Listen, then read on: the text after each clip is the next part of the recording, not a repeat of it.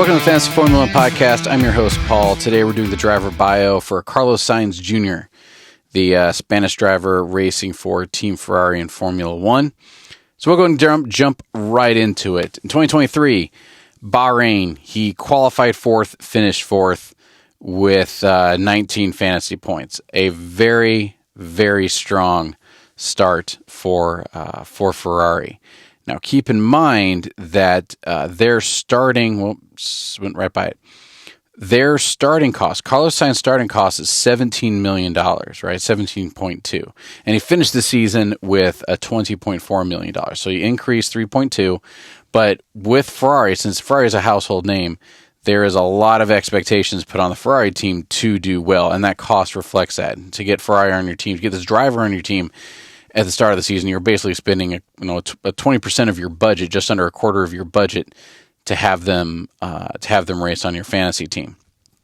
So the fact that he started out fourth, he qualified fourth, finished fourth, and pocketed 19 points, that's wonderful, and that's exactly what you're looking for. Round number 2, Bahrain, qualified fifth, finished sixth. Not quite as strong, but fine. Still brought in 12 fantasy points. Nothing to worry about yet. I say yet because anybody who's friends of the podcast knows that I lost my friend's private league. I lost a league because I didn't have faith in Ferrari. So we'll get into all that here in a second. But it started in round 3 in Australia. So he qualified fifth, finished 12th. Not what we're looking for. You qualify in the points, and you get, like I said, negative 1 point for every position. So he got some negative points right there. Finished with 8 points, overall, which is good.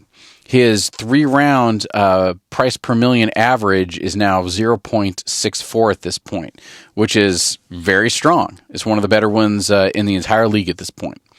Moving on to round 4, Azerbaijan. Qualified fourth, finished fifth. Again, qualified in the points, finished in the points. That's wonderful. Took home 21 FIA points and now has a 0.67 overall. Again, very, very good. Very strong performance. But you better be, because you're spending 20% of your budget on him. Miami, qualified third, finished fifth. All right, but we're noticing a trend here. Now Ferrari, specifically Sainz, is starting to finish worse than he qualified. Not by much, still in the points. But it's not that positive trend we're looking for. So again, 20 fantasy points there. His average, his 3 race points per million is 0.8, which is very strong. 5 race points per million is 0.78. So again, one of the better drivers in F1 at this point.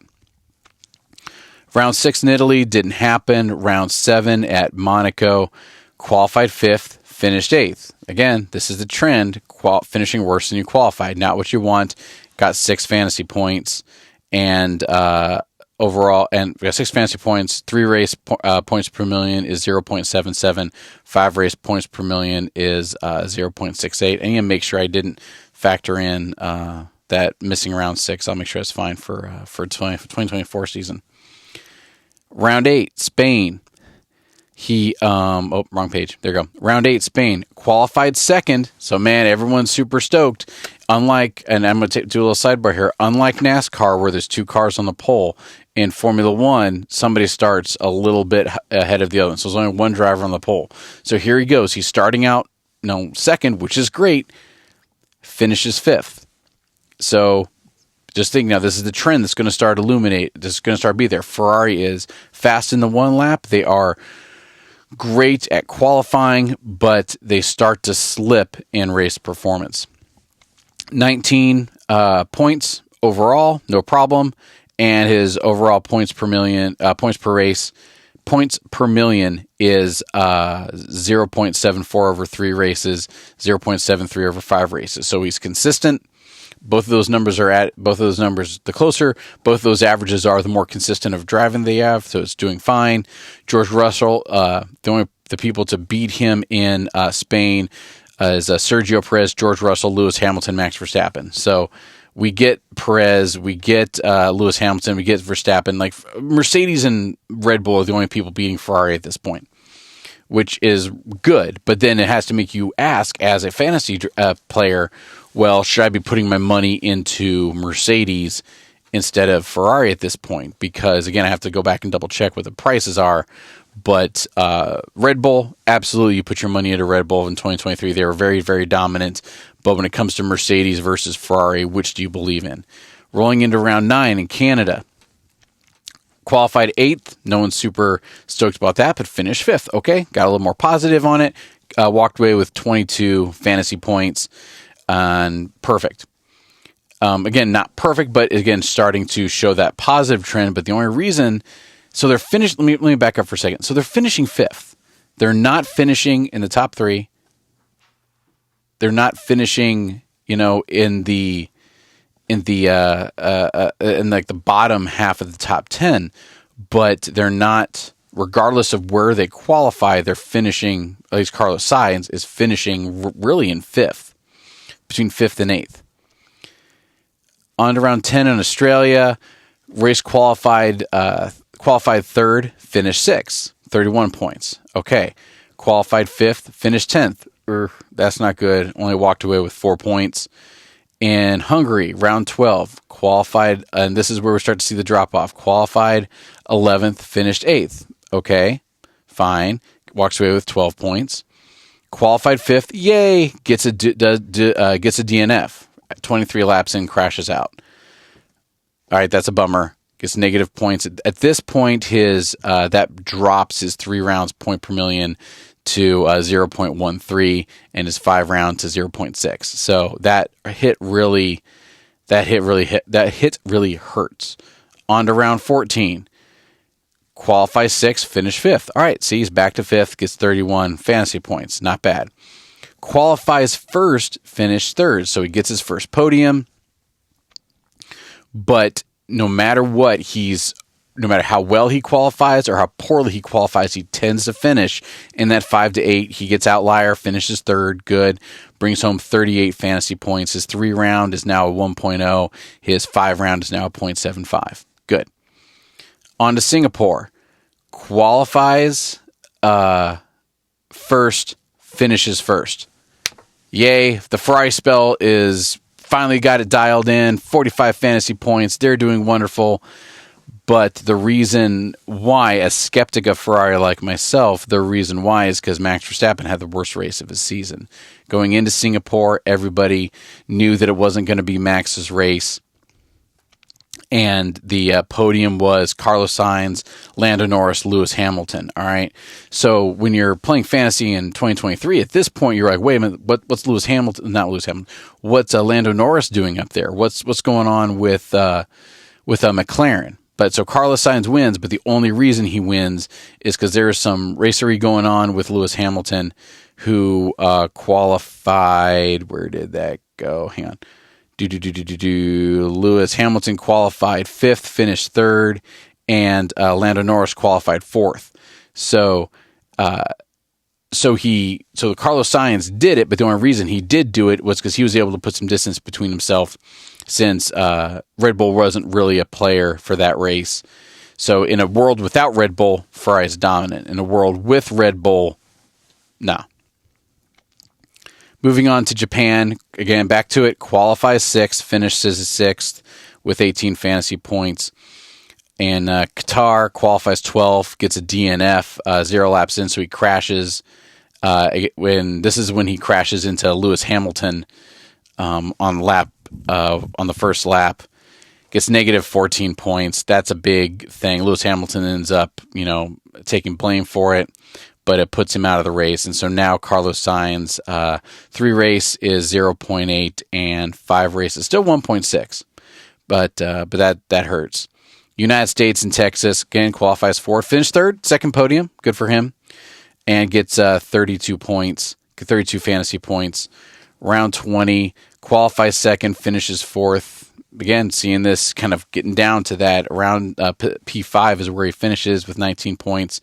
21, Brazil, qualified 8th, finishes 6th. There we go. 21 fantasy points. In Las Vegas, man, qualifies 1 off the pole, qualifies 2nd, finishes 6th. That is rough. Lance Stroll, Esteban Ocon, Sergio Perez, Charles Leclerc, and Max Verstappen all beat him out when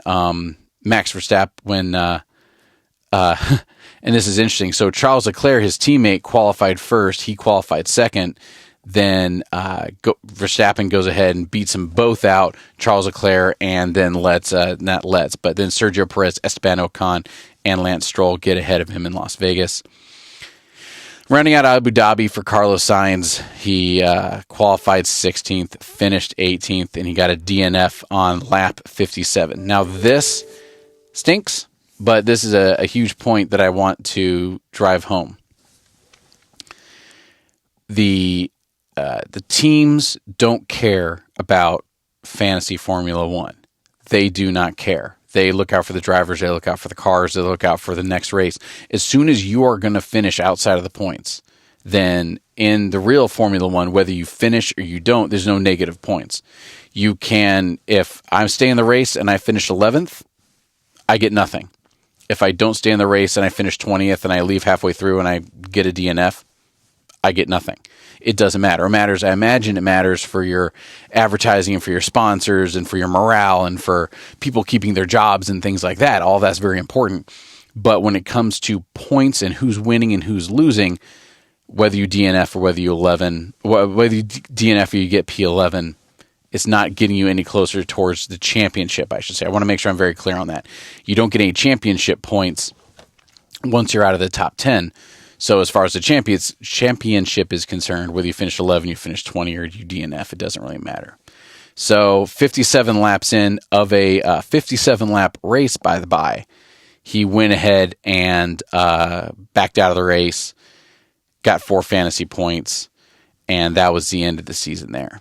So looking at his whole season stats, he started at there you go. He started at 17.2 million, increased 3.2. So his total value for all of that, he was taking up 1/5 of your overall driving budget. All right. Very important to note that, because that money you put on him, you need to get that return on investment, right? You need that ROI. Published fantasy points is a 394, which is nothing bad. The only people to get more fantasy points than him were Fernando Alonso. He barely beat out George Russell. Lando Norris beat him. Lewis Hamilton had more fantasy points. Max Verstappen, obviously. And then Sergio Perez. He beat out everybody else. But the problem is, for us being fantasy drivers, for us playing the fantasy, not being fantasy drivers, but you know what I mean, for us playing this game, is that we're going to get 5 drivers as soon as I went with Carlos Sainz all season, but you went with Lando Norris, say, right? Somebody went with Lando Norris all season. Well, Lando Norris started out the season at $11 million. So I would be able to start out with Lando Norris. You'd start out with Lando Norris. I'd start out with Carlos Sainz. You would have more money to put to other drivers, and you'd finish with more points. And that's where all the gamesmanship comes in, where we don't mean anything negative against the drivers or their constructors or anything like that, but we need to make sure we have the right drivers on our team. And Carlos Sainz, he was very expensive for the amount of points he got. He raced 22 rounds. Like I said, finished it at 20 million for the cost, right? Okay, cool. So going to run his. So here it is, all left to right. He had 98 overtakes, just south of 100 overtakes, which is about 4.5 overtakes per race, which is good. He had 3 podiums, 18 top 10 finishes. He had multiple DNFs. We have 2 here. I think I counted more. I might need to recount those. He had 1 driver of the day, and he finished out with a published, and I agree with it based on my stats, points per million of 0.88. So he beat out a lot of people. The only people with better points per million than him was, let's see here, Fernando Alonso had a better one. He was pretty much tied with George Russell on the points per million. Lando Norris, Lewis Hamilton did better than him, but he was still a strong player.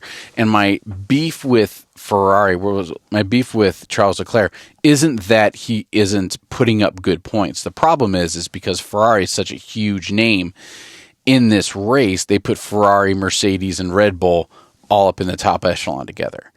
And Red Bull, specifically Red Bull, but Carlos Sainz was part of it. It just, if you're having to pick one of those teams like you are, Red Bull was so dominant. Sorry, Ferrari. You have Ferrari, you have Red Bull, and you have Mercedes. Mercedes is, a little slippy.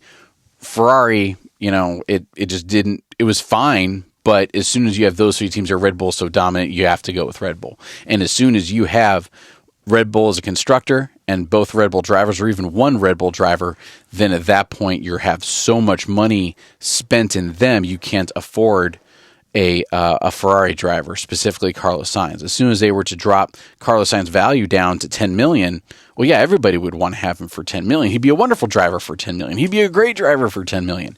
But as soon as you bump it up to 20 million, now that's going to make it prohibitive for you to get some of the other drivers that, at least in the 2023 season, you needed. I really hope with all the... So Red Bull had a really great car, and everyone's starting to figure out how to make their car be more like them in 2024. So hopefully it works out for them and Ferrari starts to come back. But and I forget whether it was Sainz or it was Leclerc, but I alluded to it earlier in my friend's league I was in. I was doing great. I was winning the last several races, but then Ferrari started to kind of get their act together before the last race. It must have been Leclerc then. And the other guy who was my direct competition had Leclerc, but because of the way I'd managed my money before, I didn't have enough money for him. Because that way my plan was to get Leclerc, then we have identical teams and I would just win. Well, I didn't have enough money for Leclerc. He did. And so I had to do some other adjustments and kind of gamble for it. So I ended up coming in fourth by like 12 points or something. And we both had, mid 6,000. So it was a really rough loss to swallow. But that is why I feel so passionate about Ferrari. They have a great name. They've done great in the past, but as far as fantasy F1 goes, as soon as you have enough points to pick Ferrari, Mercedes, or Red Bull in 2023, you picked Red Bull night and day, and you could sacrifice some of the other ones to get some of the Ferrari drivers in there, but it was just rough. It was rough for them. But anyway, that's Carlos Sainz. Bio for 2023. Looking forward to 2024. I appreciate you joining me. Have a great night, and I'll see you next time. Cheers.